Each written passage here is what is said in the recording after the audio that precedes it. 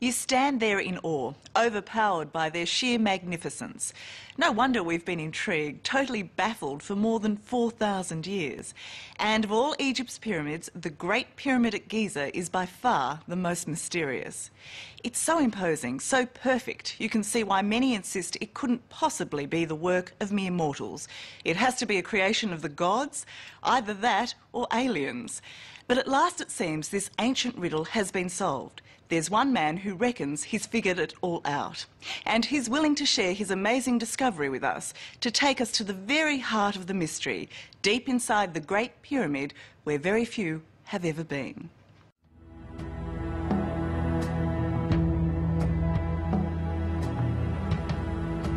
It doesn't matter how many times you see the Great Pyramid, it's always astounding. Its size, its symmetry, and most impressively, that it's been here for 4,500 years. So take a moment and take it in. The tomb of the pharaoh Cheops, or Khufu, as he's known here. It's completely boggling. You look at it and you think, what is it? Talk to me, do something, for God's sake, I don't understand it. It's sort of really weird. British archaeologist John Romer first saw the Great Pyramid 40 years ago. Ever since, like so many others, he's been trying to figure out how it was built. You know, there's an old Arab saying, man fears time, but time fears the pyramids. It's the oldest thing in the world, and it just stands there. They're impressive today, but imagine the pyramids in ancient times, completely white, shimmering in the desert. Visitors to this land must have just looked and wondered, and they probably asked the same question we ask today. How did they do it?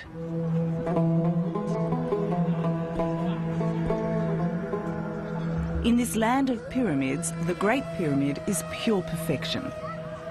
It's not just a huge pile of rocks neatly placed on top of each other. Okay, so everyone talks about the great precision of this pyramid, but looking at it, it looks a bit rough, actually. Yeah, it doesn't look too bloody precise, does it? But made well before mathematics was recognised, 2,000 years before Pythagoras came up with his triangle theorem, its perfect angles and joins make this the most precise and most confounding building in the world. You just need to know where to look. So you get this angle, where this meets this, and you get the angle of the pyramid. Yes, exactly. Is that right? That's right. Now, this angle has to be so precise, because if you're a wee fraction of a degree out, where it takes off from the bottom, you're going to be yards out, up in the air up there.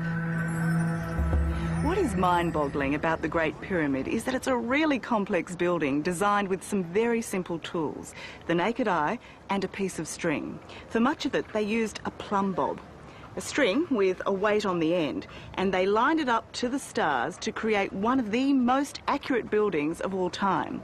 45 centuries later, it is still more precise than many modern skyscrapers. Obviously, the precision was no accident, but how the ancient builders got it so right without modern equipment, no one's worked out until now. So what are we looking at here? Well, this is one of the 4 survey points that are absolutely key to understanding how this pyramid was made. People have been tripping over these survey marks for centuries, but extraordinarily, John Romer is the first to see their significance, to crack one of the pyramid's startling secrets. that's the third one. That's the third in the line. Yep. This one here is really exciting. He's discovered a one-to-one plan of the pyramid mapped out on the Giza Plateau, right next to the Great Pyramid. The plan of the pyramid is the pyramid itself, because if you really want to keep something that accurate, the way to do it is to make your plan at the same size as the finished thing. By measuring out the life-size plan with string, the Egyptians were able to get their ancient calculations, cubits, perfect. Now this is the clincher, and whatever anybody says about what I'm telling you here, and they say, oh, that's all rubbish, they never did this, but what nobody's ever going to be getting away from is if you measure 40 cubits from that point out there, you get exactly the angle of the pyramid. Not vaguely, not nearly, but 51 degrees, 50 minutes. So what does that tell you? What are we standing on here? We are standing on a sort of design lab. This is where they controlled the architecture of the pyramid. But John's discovery doesn't stop there. He believes he's found yet another plan, one for the inside of the pyramid, similar to the exterior but slightly offset. The difference between the two grids giving the pyramid its magical angles. Why haven't these two plans been discovered before now? People were looking for a single design. And what I found was there was no single design, there were two. You know, two designs just slightly disjuncted one from the other, rather like a double helix. And that, I think, put earlier people off, because what they imagined was there must be a single plan. It's called Mahmoud's Hole. You go in, and the stonework is just as well laid in here as it is outside. It's here, inside the Great Pyramid, where the accuracy counts, in its steep, confined corridors. This is the world's most accurate rock-cut tunnel.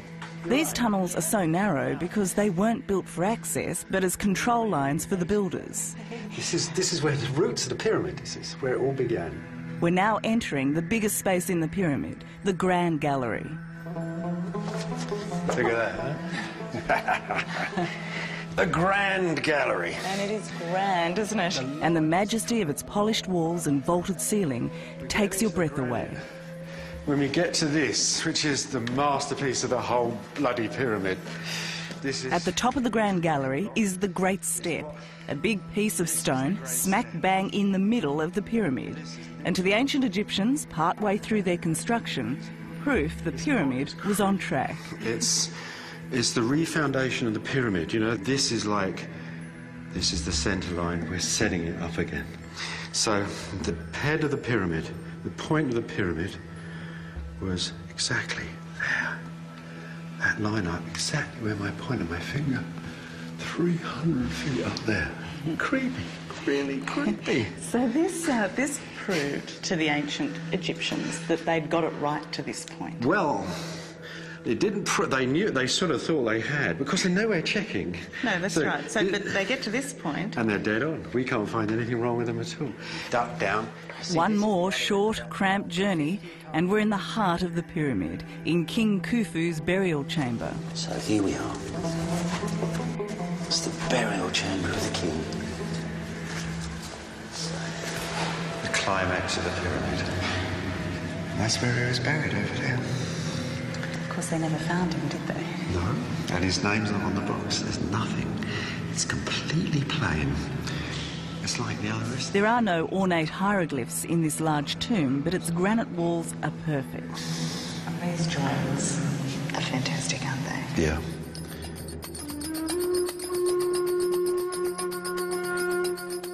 When King Khufu died, his burial chamber was filled with luxuries from home, gold inlaid furniture and well-crafted jewellery. 4,500 years ago, it was a beautiful and sophisticated time.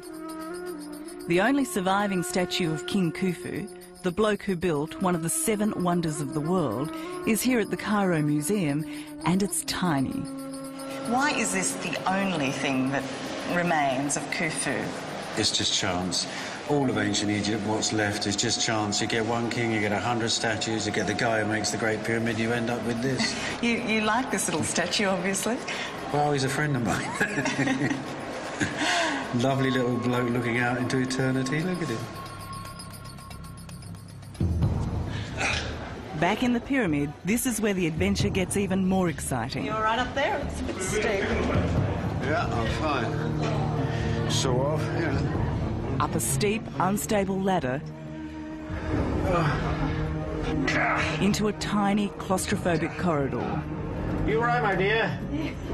There you are. Oh, I thought tomb raiding was meant to be fun. Yeah, well...